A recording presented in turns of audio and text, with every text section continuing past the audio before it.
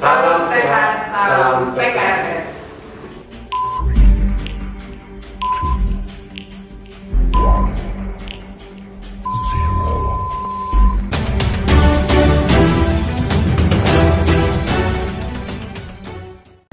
Assalamualaikum warahmatullahi wabarakatuh.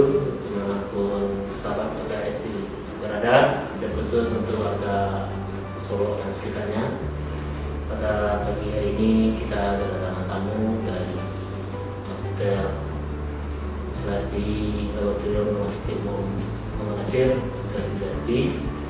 Selamat pagi, Dok. Sehat, Dok? Alhamdulillah.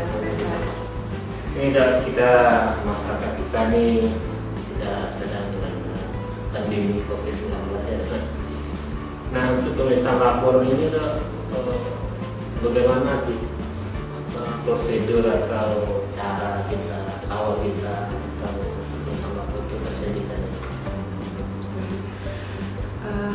Untuk dalam kasus COVID ini, jadi mungkin pasien awalnya mungkin akan mendatangi IGD, pasien dengan gejala atau ya dengan gejala nanti akan di-screening di depan oleh petugas. Kemudian kalau memang ada curigaan ke arah COVID, nanti akan dilakukan beberapa pemeriksaan ya. Mungkin kalau dari segi laboratorium, mungkin yang pertama itu akan di-screening pemeriksaan hematologi dulu. Pemeriksaan hematologi, nanti dilihat apakah ada tanda-tanda ke arah yang mendukung ke arah COVID.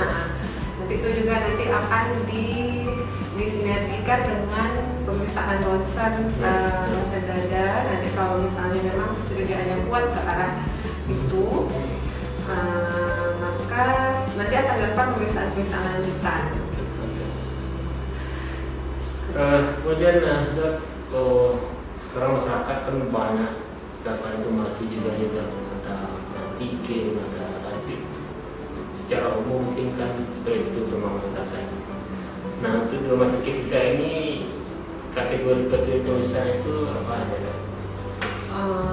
Ya, jadi sambungan yang tadi mungkin dari pemeriksaan lanjutan, kalau memang pasien dicurigai ke arah COVID, itu nanti akan dilakukan pemeriksaan yang khusus yang mengarah ke COVID-nya gitu ya. Mungkin sebenarnya kalau kita di sini akses untuk pemeriksaan kekhususan itu sebenarnya nggak terlalu sulit ya, karena pemerintah provinsi sendiri sudah memfasilitasi pemeriksaan untuk seluruh fasilitas kesehatan. Itu adalah pemeriksaan PCR yang nanti akan samplingnya dilakukan di rumah sakit kita. Jadi pemeriksaannya bisa dikirim ke laboratorium.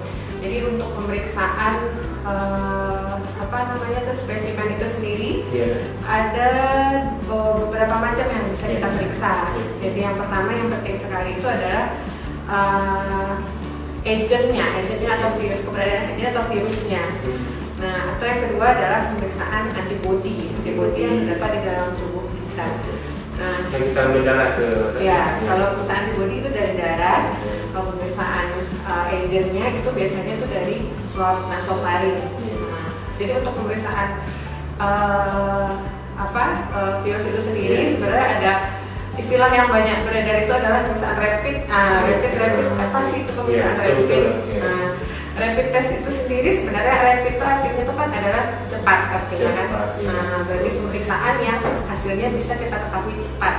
Mungkin dalam hitungan menit sudah bisa kita ketahui hasilnya gitu. Itu pemeriksaan rapid itu sendiri tuh ada dua. Kalau untuk COVID ya, bisa juga ada rapid antibody dan ada rapid antigen. Nah, rapid antibody adalah dia memeriksa ada tidaknya antibody COVID di dalam tubuh seseorang, atau rapid antigen adalah mendeteksi ada atau tidaknya virus itu sendiri di dalam spesimen yang kita periksa. Yang antigen ini diambil juga darah pasien beda?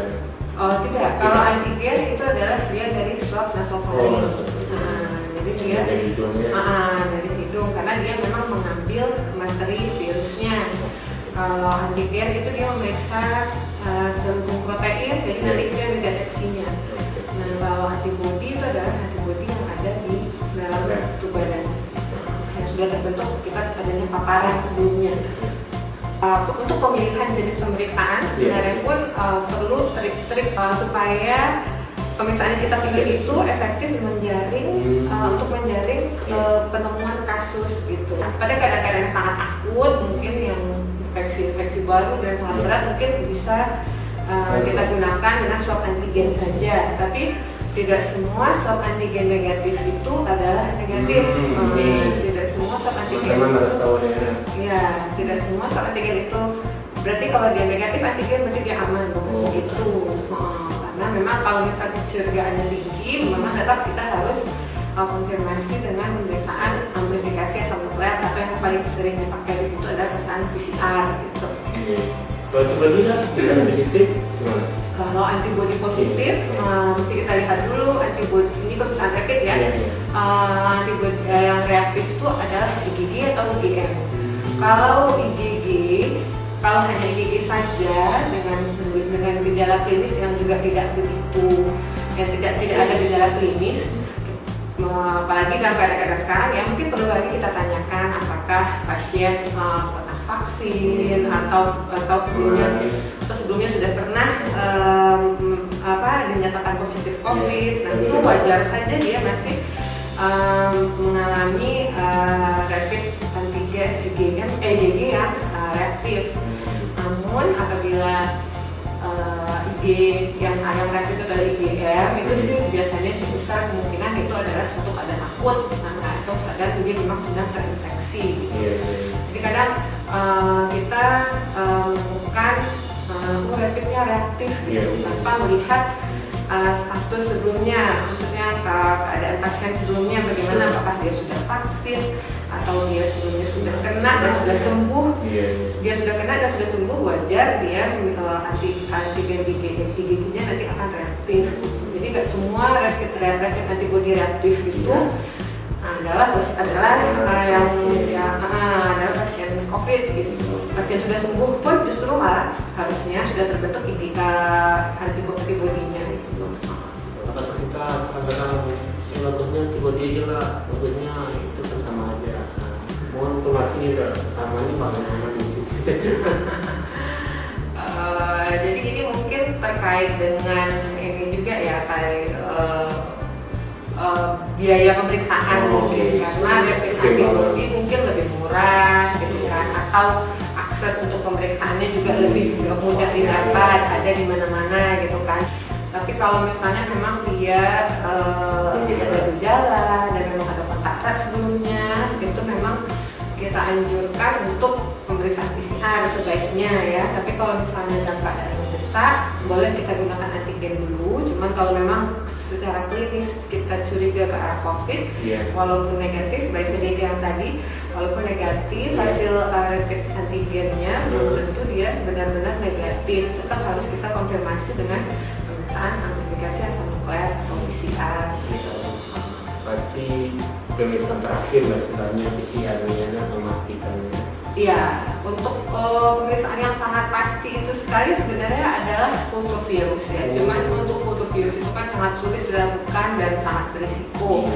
Untuk di negara kita sendiri mungkin belum bisa memfasilitasi untuk melakukan kultur virus. Jadi dianggap sampai saat ini pemeriksaan gold standarnya itu adalah PCR. Terakhir ya, mohon dari pesan-pesan untuk masyarakat kita nih atau teman-teman kita yang lain supaya kita bisa sama-sama mencegah pandemi. Mungkin ya kita sudah lelah ya, sudah setahun lebih kita dihadapi dengan situasi pandemi ini. Mungkin rasanya sudah tidak sanggup kita untuk berlama-lama dalam keadaan ini lagi, karena semua kehidupan kita jadi tidak bisa terganggu, tidak normal seperti biasa.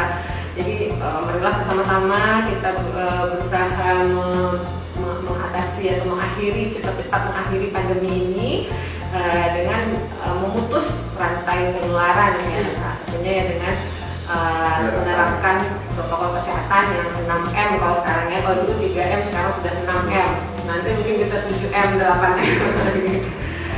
Oke, itu pakai masker, menjaga jarak, mencuci tangan, menghindari kerumunan, membatasi mobilitas, serta mendapatkan vaksinasi. Tetap semangat ya. Tetap semangat, tetap optimis ya. Yang belum vaksin silakan vaksin. Itu teman-teman yang belum vaksin silahkan vaksin kan. Karena sekarang pemerintah sedang menggalakkan sudah vaksin. Iya. Baik teman-teman, mungkin itu kami dari tim promosi rumah sakit bersama Dr. Nurrizanti, spesialis patologi klinis isolasi laboratorium. Beliau bilang tadi, mari kita tetap semangat yang belum vaksin, dari segera vaksin ya. Mari kita sama-sama memutus mata rantai penularan COVID-19. Semoga pandemi ini cepat berakhir. Itu saja. Terima kasih atas perhatiannya. Assalamualaikum warahmatullahi wabarakatuh. Salam sehat, salam PKR.